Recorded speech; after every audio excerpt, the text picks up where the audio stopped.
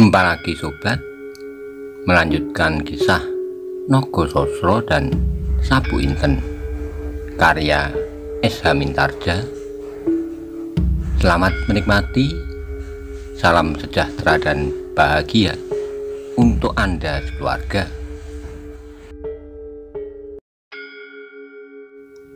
Pada episode sebelumnya dikisahkan ketika Maiso Jenar dan kawan-kawan menghadapi amukan dari Pasingsingan dan Simorodro tua, tiba-tiba muncul dua orang tokoh yang membantu Maiso Jenar dan kawan-kawan. Siapakah tokoh itu dan bagaimana kelanjutannya? Simak bersama-sama.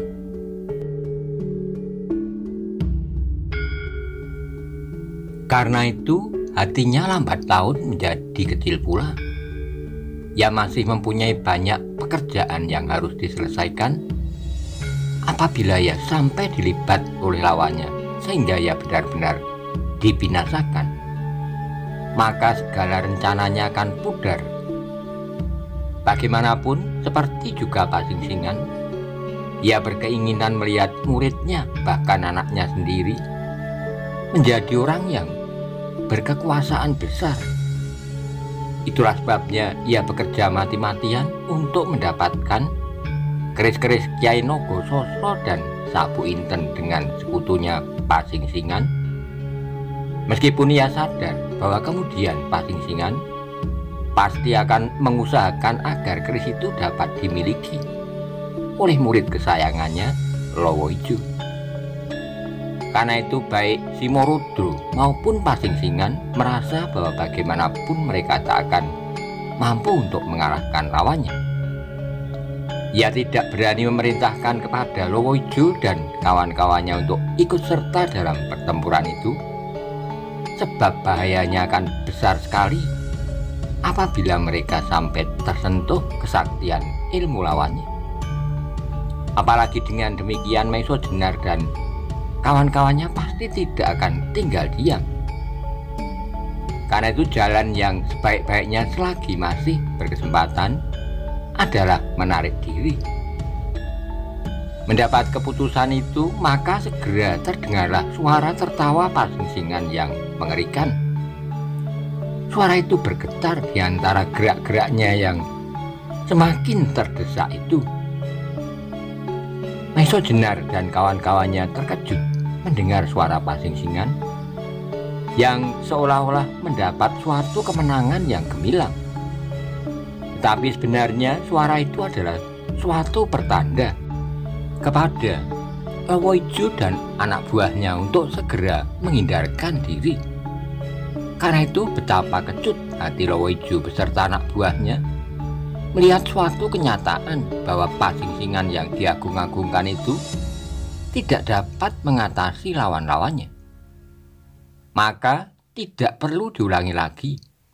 Lowoijo segera meloncat dan berlari sekencang-kencangnya menjauhi lawan-lawan Pasingsingan, disusul oleh Wadas Gunung, Carang Lampit, Cemoro Aking dan kawan-kawannya. Melihat Lowoijo dan para pengiringnya melarikan diri, tokoh-tokoh golongan hitam itu terkejut. Segera mereka sadar bahwa keadaan menjadi sangat genting. Apalagi ketika kemudian terdengar geram Simorodro seperti merintih-rintih, dan kemudian disusul dengan lenyapnya suami istri Simorodro muda menyusup ke dalam hutan. Maka pemimpin-pemimpin gerombolan hitam itu tidak menunggu lebih lama lagi. Segera mereka dengan pengiring-pengiring mereka berlari-lari menyelamatkan diri masing-masing. Melihat peristiwa itu, Maiso Jenar dan kawan-kawannya menjadi keheran-heranan. Mereka sama sekali tidak dapat mengetahui apakah yang terjadi. Sesaat kemudian terdengarlah orang-orang yang berpakaian seperti Maiso Jenar itu tertawa nyaring, sedang seolah mereka menjadi semakin lincah dan berbahaya. Akhirnya Simorodro merasa bahwa tidak ada gunanya ia bertahan lebih lama lagi. Mungkin ia masih dapat bertempur sampai sehari. namun kesudahannya akan sudah pasti, yaitu lawannya akan dapat membinasakannya.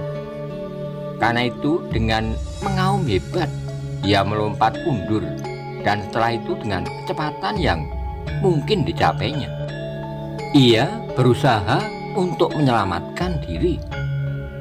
Melihat Simorudro itu berlari seperti terbang, meninggalkannya, lawan Simorudro tertawa kembali. Tetapi sama sekali ia tidak berusaha untuk mengejarnya. Berbeda dengan lawan Pasingsingan, ketika Pasingsingan tinggal seorang diri, ia pun segera berusaha untuk melepaskan diri dari pertempuran itu.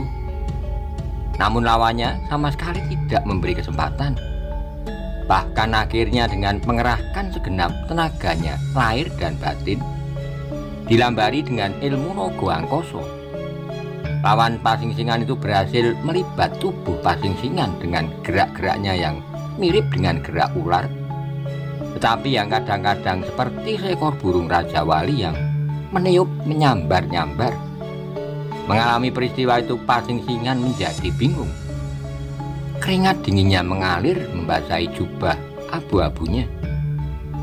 Dengan segenap kekuatan, ia mencoba bertahan dan melindungi dirinya dengan belati panjangnya yang bernama Kiai Suluh, serta Ki Kelabang Sayuto dibarengi dengan ilmunya alas kobar dan gelap ngampar. Namun Nogo Angkoso itu seperti hantu yang berada di segala tempat dan menyerang dari segala penjuru. Pasingsingan mengeluh dalam hati. Karena itulah maka pemusatan pikirannya sedikit demi sedikit menjadi terurai. Sehingga dengan demikian daya kekuatan alas kobar serta gelap ngampar pun menjadi berkurang.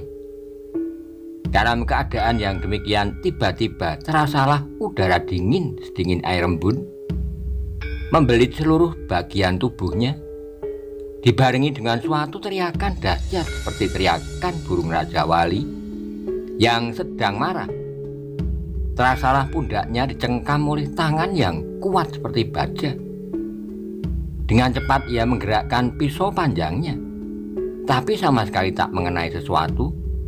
Cepat ia mengulangi berkali-kali, tetapi yang ada di hadapannya bagaikan hantu yang dapat berkisar-kisar dengan cepatnya tanpa mengadakan gerakan sesuatu.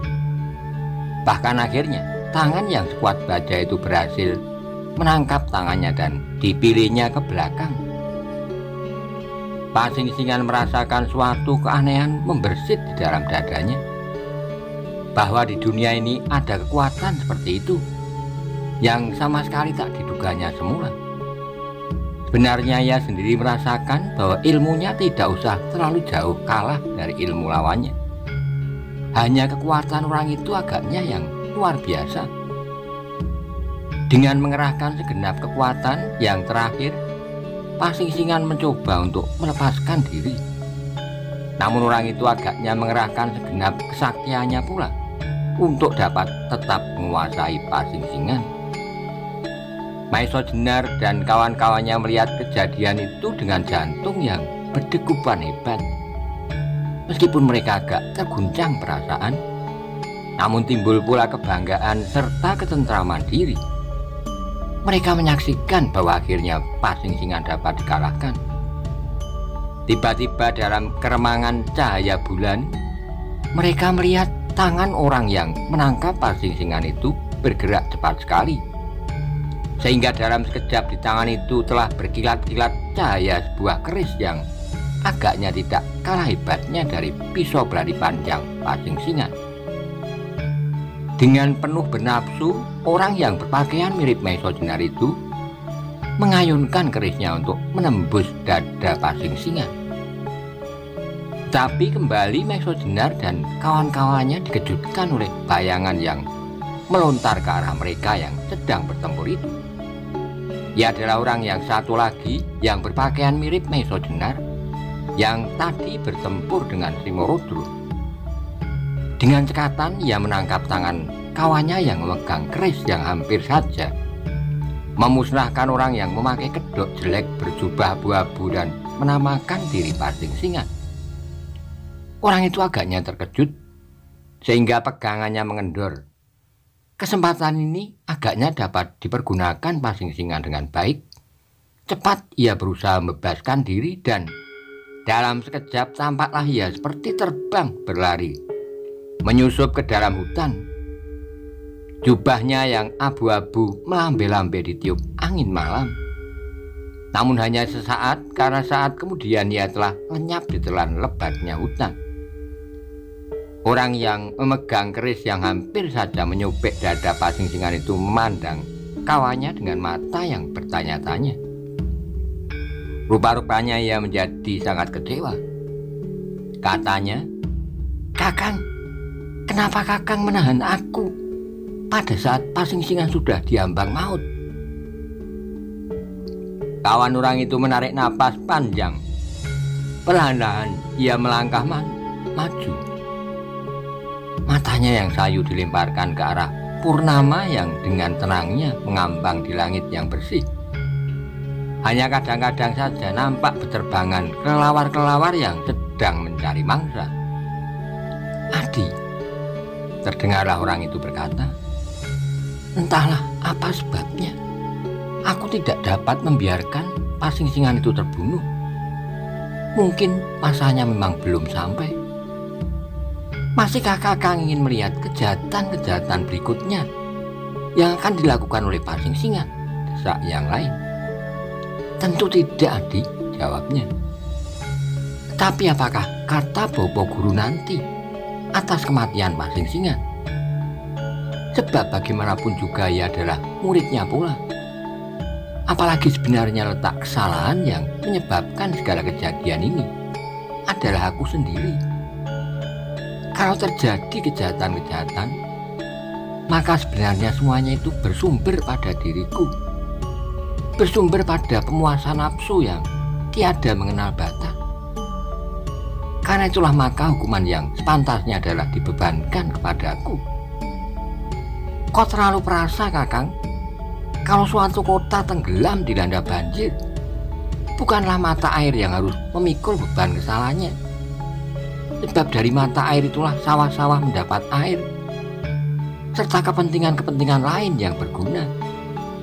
Meskipun karena mata air itu dapat timbul banjir, tetapi perkembangannya telah melampaui beberapa tingkatan yang tidak ada hubungannya. Air yang mengalir ke lautan menjadi mendung, dan kemudian hujan lebat, barulah terjadi banjir. Untuk mencegah banjir itu, haruskah orang-orang menutup segenap mata air? Seperti Kakang merasa bersalah kalau Pasing Singan berbuat kejahatan." Orang yang lain itu sama sekali tak menjawab. Perlahan-lahan nampak orang itu mengangguk-anggukkan kepala. Tetapi pandangannya masih melekat pada bulan di langit. "Kakang," orang yang satu melanjutkan, "aku persilahkan Kakang melenyapkan perasaan itu. Perasaan yang menyalahkan diri tanpa batas. Suatu pengakuan yang demikian tidak akan menguntungkan bagi Kakang, bagi orang lain, dan bagi bebrayan aku." "Sudahlah, Adi," potong yang lain. Nada suaranya jauh dan dalam. "Aku tahu akan perasaanmu, suatu rasa kesetiaan dan kecintaanmu kepada saudara tua. Namun barangkali aku masih menunggu sampai guru memberikan izinnya." Maiso Jenar mendengarkan percakapan itu dengan seksama, kecuali dirinya tak seorang pun yang mengerti siapakah kedua orang itu. Tetapi bagi Maiso Jenar, percakapan mereka cukup memberi penjelasan siapakah mereka berdua. Karena itu segera ia berlari dan berjongkok di hadapan mereka. Keempat kawan-kawannya meskipun tidak dapat mengerti siapakah mereka itu, namun sebagai ucapan terima kasih mereka segera menirukan perbuatan Maiso Jenar.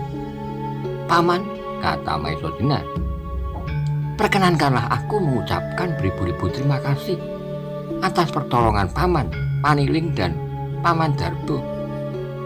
Kedua orang itu yang memang sebenarnya adalah Paniling dan Darbo menjadi agak terkejut mendengar nama-nama mereka disebut oleh Maiso Jenar. Maka terdengarlah Darbo tertawa pendek. Dari mana kau tahu tentang kami? Apakah warna-warna yang tersaput di wajah kami telah terhapus? Aku telah mengenal paman berdua, baik suara paman yang sebenarnya itu, maupun persoalan-persoalan yang paman perbincangkan, jawab Maisa Jenar.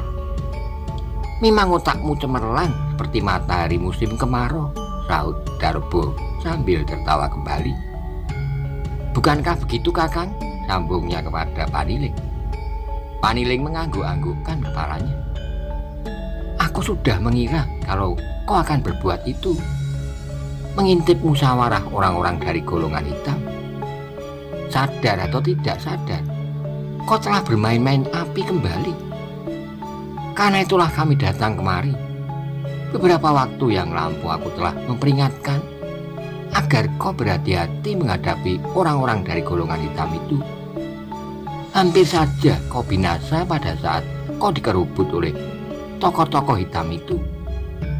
Sekarang kau masuk ke dalam bahaya yang lebih besar lagi, di mana hadir Simorudro tua dan Pasing Singan.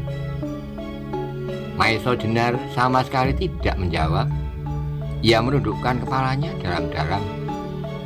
Pamanmu Paniling terlalu hati-hati, Maisa Jenar, sahut Darbo. Mungkin karena umurnya yang telah lanjut, tetapi kira-kira pada saat mudanya melebihimu. Mungkin, potong Paniling sambil tersenyum. Memang anak-anak muda senang menyerempet-nyerempet bahaya. Dan karena itulah mereka mencapai kemajuan-kemajuan, sambung Darbo. Karena dengan pengalaman-pengalaman mereka, masa depan seakan-akan telah diratakan. Sedang bagi mereka yang tidak berani menempuh bahaya, tak sesuatu apapun yang akan bisa dicapainya. Meskipun demikian, jawab Paniling, segala sesuatu wajib diperhitungkan. Kalau kita berani menempuh bahaya, bukan berarti kita harus bunuh diri. Maisa Jenar, kami datang kemari karena kami mencemaskan engkau. Tapi Adi Darbo mengusulkan supaya kami membuat permainan ini dengan berpakaian mirip pakaianmu. Sebab kami tahu bahwa kau tidak pernah berganti pakaian, kecuali kalau pakaianmu satu-satunya itu sedang kau cuci. Semua yang mendengar kata-kata Paniling itu tersenyum. Maisa Jenar menjadi agak malu. Memang ia sama sekali tidak mempunyai pakaian lain selain yang dipakainya.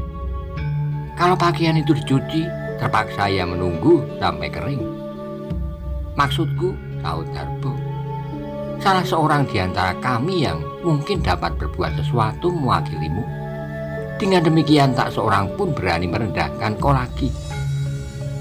Tetapi ternyata kau datang berlima, sehingga kami agak menemui kesulitan. Untunglah bahwa kami menemukan suatu cara untuk bermain-main dengan Pasing Singan. Sayang, Kakang Paniling menahan kerisku yang sudah melekat di dada Pasing Singan itu. Di Paniling segera memotong. Sudahlah Adi Darbo, aku minta maaf kalau aku membuat kau kecewa. Sekarang yang penting adalah usaha untuk menemukan kembali keris yang hilang itu. Maisa Jenar, sambung Paniling, apakah kau tidak memperkenalkan sahabat-sahabatmu itu kepadaku? Mendengar pertanyaan Paniling, Maisa Jenar seakan-akan tersadar dari kekhilaafannya. Segera ia mulai memperkenalkan satu persatu sahabat-sahabatnya yang telah bersama-sama melakukan suatu pekerjaan yang berbahaya. Dan kepada sahabat-sahabatnya, Maisa Jenar memperkenalkan Paniling dan Darbo sebagai dua orang petani yang sakti yang telah menolong jiwanya untuk kedua kalinya. Namun sama sekali tidak disinggung-singgungnya bahwa Paniling itulah yang dahulu pernah mengenakan jubah abu-abu dan kedok yang kasar, dan yang menamakan diri Pasing Singan.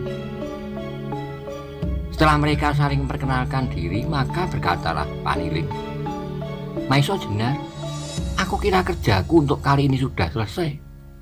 Aku dan pamanmu Darbo akan segera kembali. Tapi pesanku, janganlah terlalu lama nak mengupungutmu kau tinggalkan. Sebab bagaimanapun juga banyaklah bahaya yang mengancam anak itu. Kembali Maiso Jenar seperti orang yang tersadar dari mimpi. Segera ia ingat kepada Aryo, anak yang sampai sekarang masih menjadi buruan pamannya sendiri. Karena itu tiba-tiba hatinya menjadi tidak tentram. Meskipun Aryo kini telah berada di tempat yang jauh, namun mungkin saja orang-orang Lembu Soro akan sampai ke sana. Maka setelah Paniling dan Darbo pergi meninggalkan mereka, segera mereka mengadakan pembicaraan tentang pekerjaan-pekerjaan apa yang harus dilakukan oleh mereka masing-masing.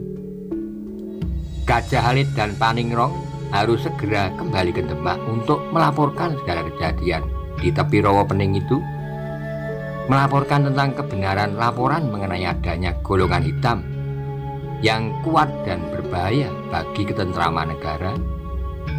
Dengan menyaksikan serta mengalami sendiri, Paningron serta Gajah Alit harus percaya bahwa orang yang menamakan Pasingsingan dan Simorudul, tetua dari golongan hitam, termasuk orang yang tak dapat diabaikan. Meskipun jumlah orang-orang yang demikian itu tidak banyak. Demikianlah maka segera Paningron dan Gajah Alit mohon diri. Maiso Jenar melepaskan mereka berdua dengan pesan agar untuk sementara dirinya jangan disinggung-singgung dalam laporan mereka, sebab ia masih belum mempunyai keinginan untuk kembali ke Demak sebelum Nogososro dan Sabu Inten diketemukan. Juga Maiso Jenar mempergunakan kesempatan itu untuk menitipkan bukti-bukti tentang kebenaran alasan-alasan Gajah Soro, bahwa ia tidak mampu mempertahankan kedua keris itu dari usaha-usaha golongan lain untuk memilikinya. Bagaimanapun hebatnya Gajah Soro yang pernah menerima hadiah pusaka sebuah tombak yang bernama Kyai Bancak, namun menghadapi orang-orang seperti Pasingsingan dan Simorudul, maka Gajah Soro tidak lebih dari seorang anak-anak yang baru saja dapat berjalan. Dalam pada itu Wairarogo pun minta diri untuk kembali ke Wonokerto bersama-sama dengan Ki Dalang Mantingan. Tetapi sebelum mereka berangkat, Maiso Jenar minta kepada Ki Dalang Mantingan untuk membantu mengawasi tanah perdikan Banyu Biru. Dalam kedudukannya sebagai seorang dalang, maka ia akan lebih leluasa bergerak di mana saja. Maka setelah segala pembicaraan selesai, berpisahlah mereka masing-masing ke arah tujuan yang berbeda. Gajah Alit dan Paningron kembali ke Demak, Wirorogo dan Mantingan ke Wonokerto lewat Banyu Biru. Sedangkan Maiso Jenar harus segera kembali kepada Aryo Saloko yang telah beberapa hari ditinggalkan seorang diri dan hanya dititipkan kepada para tetangga yang baik hati. Mengingat kata-kata Ki Paniling, hati Maiso Jenar tiba-tiba menjadi berdebar-debar. Memang sebenarnya lah pasti Lembu Soro tetap akan berusaha untuk membunuh Aryo. Sebab sepeninggal Gajah Soro, Aryolah yang paling berhak atas tanah perdikan Banyu Biru. Dan apabila Aryo ini dilenyapkan, maka keturunan Soro Dipoyono tidak ada lain tinggal Lembu Soro seorang diri. Dengan demikian maka Banyu Biru dengan sendirinya akan jatuh ke tangan orang itu. Mengingat hal itu semuanya, maka segera Maiso Jenar mempercepat langkahnya untuk dapat segera sampai ke rumah di mana Aryo ditinggalkan. Di perjalanan pulang itu hati Maiso Jenar menjadi tidak tentram. Ia telah menyatakan kesanggupannya kepada Gajah Soro untuk memelihara anak itu, serta mendidiknya dan mengajarinya dalam olah kanuragan sehingga anak itu kelak dapat menjadi orang yang berguna. Ketika burung-burung menyambut fajar yang segar dalam belayan angin pagi yang bertiup halus dari pegunungan serta melintasi lembah-lembah, Maiso Jenar masih tetap berjalan cepat-cepat. Seakan-akan kesegaran fajar itu tak terasa baginya. Namun meskipun demikian, sinar matahari pagi yang memancar cerah dapat menimbulkan perasaan yang cerah pula. Karena itu Maiso Jenar mempercepat langkahnya karena perasaannya yang kecemasan. Ia sama sekali tak dipengaruhi oleh kelelahannya. Demikianlah seharian Maiso Jenar berjalan terus. Hanya sekali dua ia berhenti untuk mencari sumber air. Apabila terasa lehernya disekat dahaga, serta kemudian untuk beberapa saat ia menyegarkan tubuhnya dengan duduk-duduk sejenak, hanya sejenak, sebab ia tidak dapat membiarkan perasaannya diburu oleh kegelisahan. Karena itu dengan tergesa-gesa segera Maiso Jenar melanjutkan perjalanannya pula. Demikian pula ketika matahari yang telah lelah menempuh peredarannya sehari penuh, menjelang garis pertemuan di langit dan bumi, serta sebentar lagi seolah-olah tenggelam di celah garis pemisah itu, Maiso Jenar sama sekali tidak peduli. Meskipun perlahan-lahan karena gelapnya malam kemudian meretak biri bumi, Maiso Jenar tetap berjalan terus di bawah sinar bulan yang baru saja lewat purnama itu. Maka di pertengahan malam Maiso Jenar melihat cahaya pelita yang terpancar dari sebuah dusun yang kecil. Itulah desa di mana Aryo ditinggalkannya. Melihat nyala pelita yang seolah-olah melambai-lambai meneriakkan nama Aryo Saloko, hati Maiso Jenar menjadi berdebar-debar. Meskipun Saloko itu bukan anak-anak dan bukan kadang, namun telah dianggapnya sebagai anak sendiri, apalagi mengingat segala pesan-pesan dari Gajah Soro, maka pertanggungjawaban anak itu seluruhnya ada padanya. Tapi semakin dekat Maiso Jenar dengan desa itu, hatinya menjadi semakin gelisah. Rasa-rasanya ada sesuatu yang tidak menyenangkan. Ia seakan-akan mendapat suatu firasat yang tidak baik.